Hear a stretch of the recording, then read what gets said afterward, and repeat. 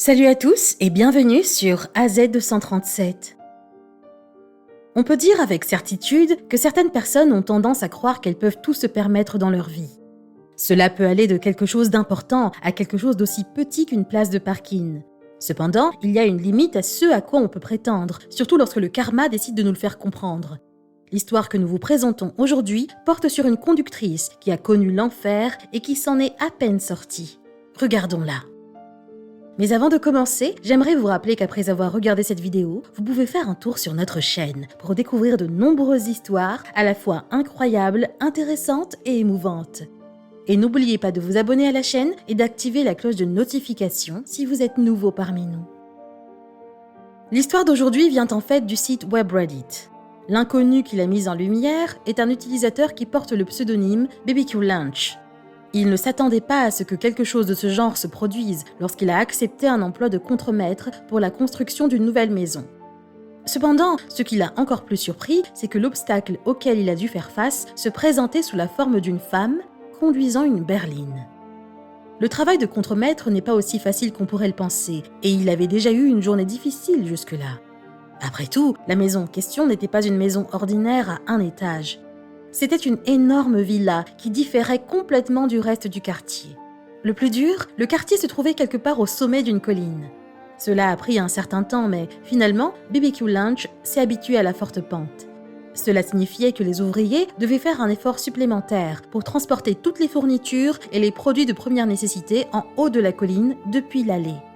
Le trek-in a certainement beaucoup demandé aux travailleurs, mais ils ne pouvaient pas se permettre de prendre du retard. Cependant, pour une fois dans la vie des travailleurs, la loi a fini par être une bénédiction plutôt qu'un fléau. En bas de la colline, il y avait 2 panneaux officiels, stationnement interdit, qui garantissaient que l'allée était dégagée et prête pour une utilisation en toute occasion. Cependant, il y a toujours des personnes de droit dans leur propre bulle qui refusent de se soucier de la loi, et il y avait ce jour-là une inconnue égoïste qui partageait le même sentiment. Tout ce qu'elle voulait, c'était être dans un endroit bourdonnant d'activité en bas de la colline, à côté du site de construction. La raison pour laquelle elle s'était garée là ? Il y avait une école à proximité et il était courant que les ouvriers entendent la cloche tous les après-midi et voient tous les enfants de cette école élémentaire qui se trouvaient à un demi-pâté de maison crier en sortant. Le quartier était donc souvent envahi par des enfants excités et leurs parents qui attendaient pour les prendre. Peu importait que le contremaître le supportait ou non, car c'était comme ça. Cependant, le contremaître était heureux de voir que les parents respectaient le panneau depuis le début de la construction. Cela signifiait que le panneau avait bel et bien sa place et qu'ils pouvaient continuer à travailler comme ils en avaient l'habitude. Du moins, jusqu'à ce qu'une femme habilitée décide de tout défier. Elle voyait clairement le contremaître et les ouvriers qui montaient et descendaient la pente raide, mais elle ne s'en était pas souciée car elle s'était arrêtée sur le trottoir. C'était presque comme si elle était littéralement aveugle, puisqu'elle s'était garée juste à côté du panneau « Stationnement interdit ». La voiture de la femme bloquait le sentier que le contremaître et les ouvriers empruntaient pour se rendre au chantier. Le contremaître a d'abord cru qu'elle avait simplement fait une erreur et qu'elle avait manqué le panneau. C'est pourquoi il s'est approché d'elle, lui a gentiment montré le panneau en l'informant de la situation et lui demandant de se déplacer. C'est alors que le contremaître a réalisé à quel point cette femme était égoïste. Elle s'est moquée de lui avant de lui répondre. « Je ne serai là que quelques minutes, et ton camion n'est pas là. Prends un calmant, mec. » Le contremaître a reculé, ne sachant que dire. Mais cela a fini par être le moindre de ses problèmes, car les choses se sont soudainement arrangées d'elles-mêmes. Alors que la femme finissait grossièrement de réprimander le contremaître, un camion transportant du bois qui devait s'arrêter sur le site s'est dirigé vers le bas de la colline, pour se retrouver avec la voiture de la femme qui bloquait le passage. Il n'y avait même pas assez de place pour décharger tout le bois. Le contremaître devait rapidement éloigner la femme de cet espace. Il s'attendait à ce que la femme comprenne sa situation à ce stade. Malgré cela, elle l'a plutôt repoussé, prétendant que le camion n'était pas encore arrivé. Maintenant que le dit camion était là, elle comprendrait, n'est-ce pas ? Bien sûr que non. Au lieu d'être compréhensive et de partir, elle a rapidement remonté ses fenêtres et a fait semblant de ne pas voir ce qui venait d'arriver.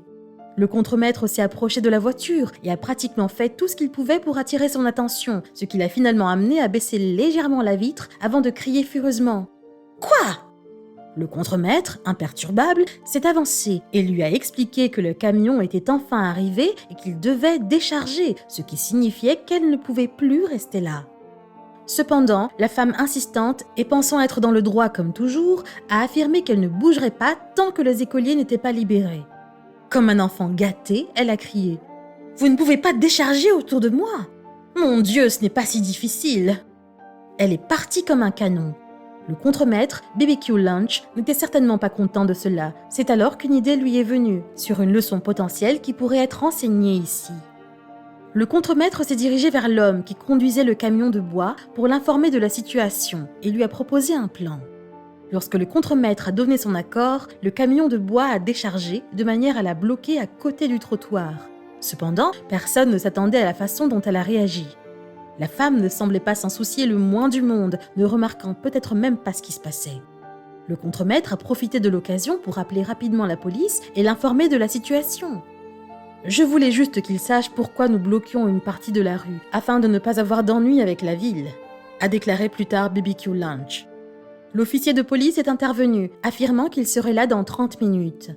Le contremaître avait donc 30 minutes pour régler le problème, mais avant même qu'il ne puisse s'approcher de la femme, l'enfant de la femme est venu à la voiture depuis l'école.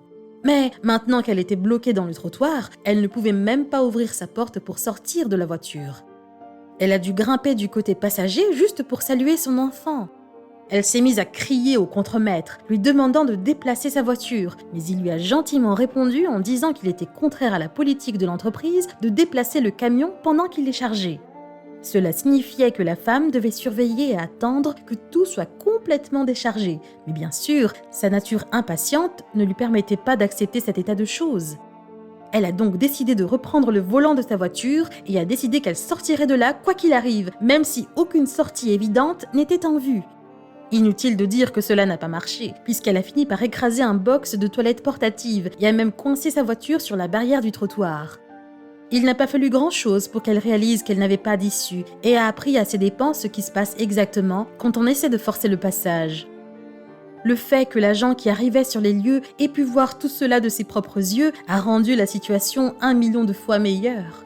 Ainsi, la femme avait enfreint un certain nombre de lois, tout en mettant potentiellement en danger la vie de nombreuses personnes, ainsi que celle de son propre fils.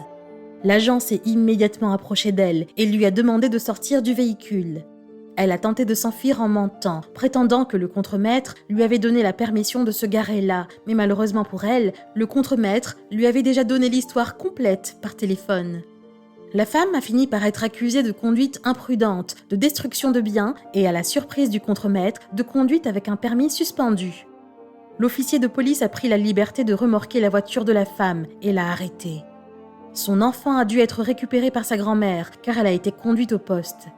Pendant ce temps, le contremaître, qui regardait tout ceci se dérouler, a fait une prédiction au reste de son équipe. Je pense que la prochaine fois, elle réfléchira probablement à 2 fois avant de se garer devant une zone de remorquage. Du moins, si jamais elle obtient à nouveau un permis. Lorsque BBQ Lunch a partagé l'histoire, il a reçu beaucoup d'éloges pour avoir fait ce que beaucoup se sont trouvés incapables de faire. À travers elle, il a donné une bonne leçon à plus d'un qui se croit souvent tout permis. Il leur a prouvé à sa manière que le karma et justice sont réels. Cette histoire a suscité le partage de beaucoup d'autres histoires qui allaient dans le même sens, certains allant même plus loin dans leur tentative de déverser un peu de karma, mais ce sont des histoires pour un autre jour.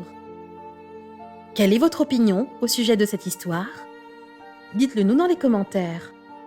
Si vous avez aimé cette vidéo, alors cliquez sur le bouton j'aime et partagez-la autour de vous. À très bientôt sur AZ237.